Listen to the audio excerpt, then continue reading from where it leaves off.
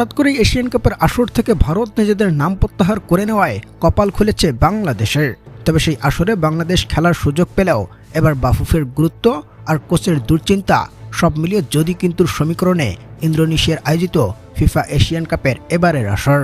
প্রদর্শক শুরুতে চীন এই টুর্নামেন্ট থেকে সরে দাঁড়ানোয় জায়গা হয়েছিল পাকিস্তানের।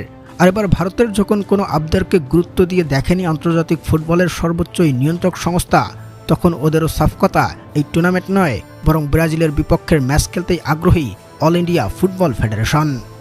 ফলে চীনের জায়গায় পাকিস্তানের মতো করে ভারতের জায়গায় এবার বাংলাদেশকে ডেকে নিয়েছে ইনফান্তিনোর বোর্ড। আর ফিফার প্রথম কোনো আসরে এবার দেখা মিলবে লাল সবুজের।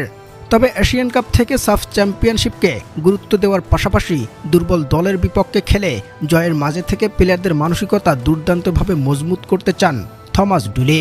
তার মতো এখন এশিয়ান কাপ নিয়ে ভাবার সময় নয়।